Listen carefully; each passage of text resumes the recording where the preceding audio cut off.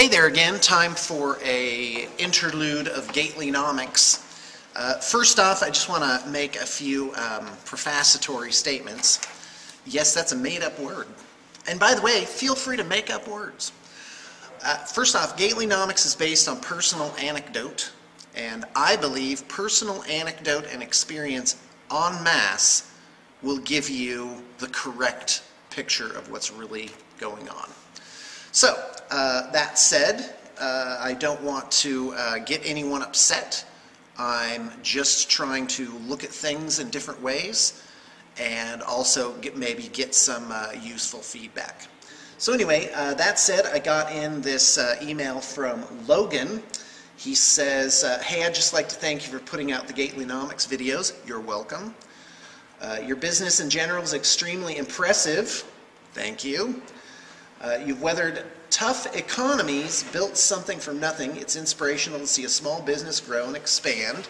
Right now, I'm in college studying to hopefully one day open or help run a business. I was just wondering what made you close down the hobby shop in Oregon. Not sure exactly where you said you owned one. I did. I know the hobby shops in my town are overpaying for models and are on the verge of going out of business, leaving a town of 250,000 with only one partially functioning game shop. On a completely unrelated note, I was wondering what you thought about Infinity and if you're planning on making a studio army. My local game store doesn't carry Infinity, but quite a few people play it. Another reason the store is shutting down. Thanks for reading. If you have the time, I totally understand if you don't. So, you know what? There's a lot of good stuff in here. First off, I did own a shop in Oregon. I can't remember when I started it. It went from like 97 to 2000 something, maybe. I was in 3 different locations. You know, this is a whole story to talk about the shop. But he asks, hold on. What made you close down the shop? It was basically because I was dumb and I couldn't see things correctly. I was running it more as a hobby than as a legitimate business. So there's that. And here's the other thing. I was just wondering, made you close down? I was at hobby shops, overpaying, verge going out of business. So here's the deal. In a town of 250,000, why isn't there demand enough to keep a shop open? And this is what I was talking about in the last video, sustainability. Some people evidently heard sustainability only in the context of like environmental impact. And I'm not talking about that. I'm talking really about longevity. What's going to make your business stay open in the long term? And my main answer to that is you've got to get your prices right. You've got to maintain your prices and make sure that... So then the only question is, will the free market, i.e. all the potential customers in your area, will they say yes to whatever your prices are? And it will help them say yes if you have good service, good selection, or some other factor that they want. So if a town of 250,000 is not supporting a game shop, is not keeping somebody vibrantly in business, not just barely alive, not just a business on life support, but doing well, to give the business owner the proper motivation. For his risk, he goes risk, reward. Yeah, nobody's really doing me right and the customers just won't pay it. And so therefore, blah, I'm out of business.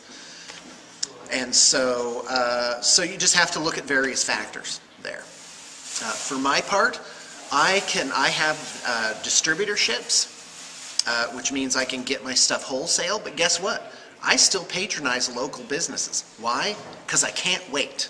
I can't wait 3 days for my stuff. So sometimes I'll go out and pay retail plus sales tax just to get something right away. So that's a factor, is good stock.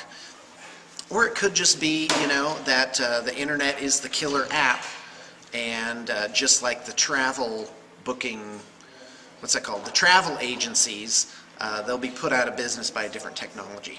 So pay where you play, I think, is the lesson there. And for a game, so a lot of people say, Oh, he also says, I'm going to college because one day one day open or help manage, run a business. Okay, you don't need a college degree for that. You just need to kind of figure out the nuts and bolts of it and just go. I didn't start BTP because I had a degree in it. I started it because I started doing the math, which is another one of the Gatelynomics things. I started calculating out how much am I making really as a teacher? How much are they taking out of my check for this, that, and the other? And I found out the numbers weren't that good. I found out if I could just sit down and paint $200 a day for 20 days, that I could support my family, 20 days a month that is, I could support my family quite comfortably. So just doing the math, that's what's going to help you start a business. As many of you know, I'm not a big fan of college. I would say if you feel that you've got the time in your life that you want to spend 2 or 4 or 6 years doing it, I'd encourage you to do it if somebody else is paying. But that's just me. All I would do is encourage you in the spirit of Gatelynomics is to think it over.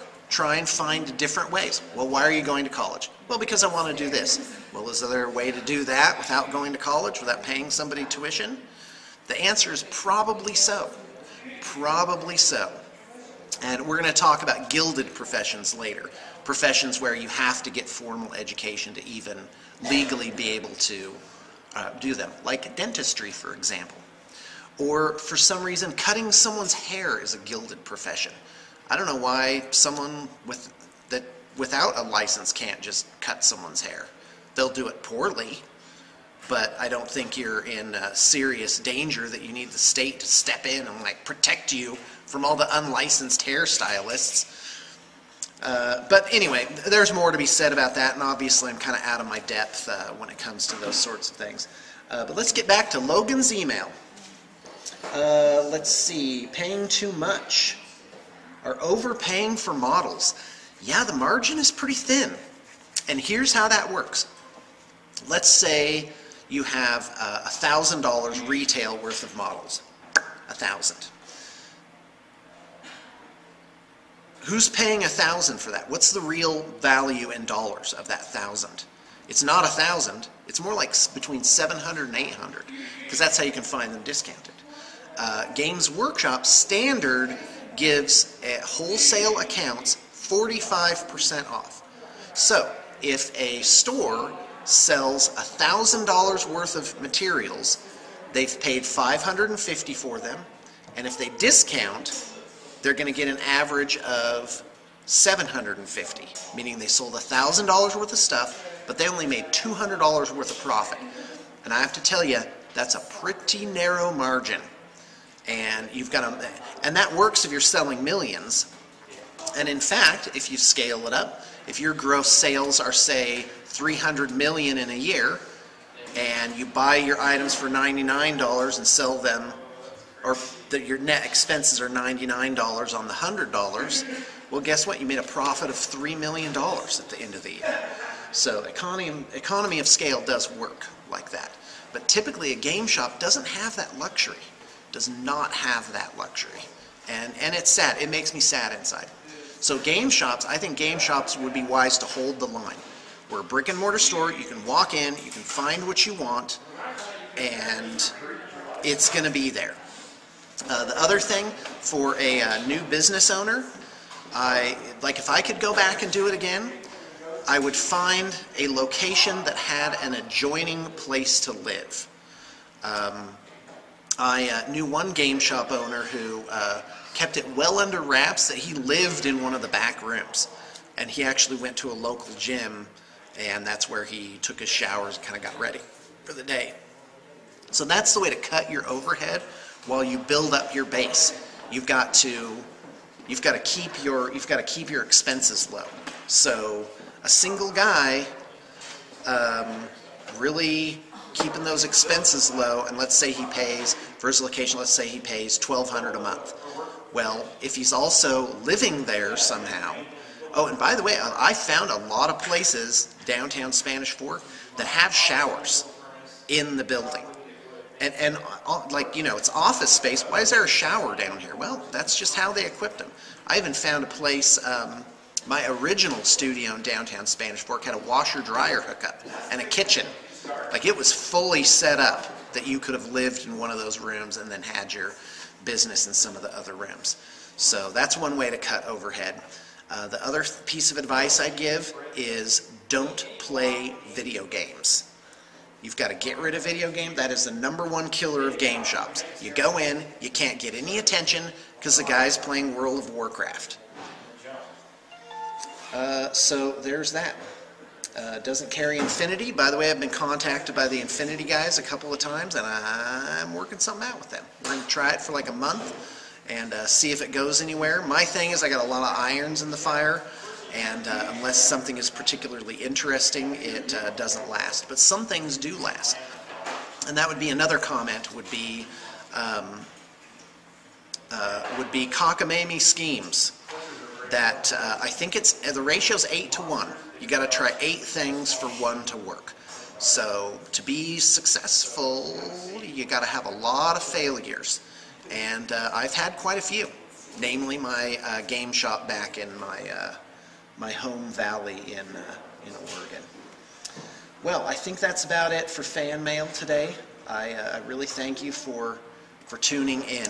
It's to me, it's just really amazing to have this channel and have such an amazing amount of feedback.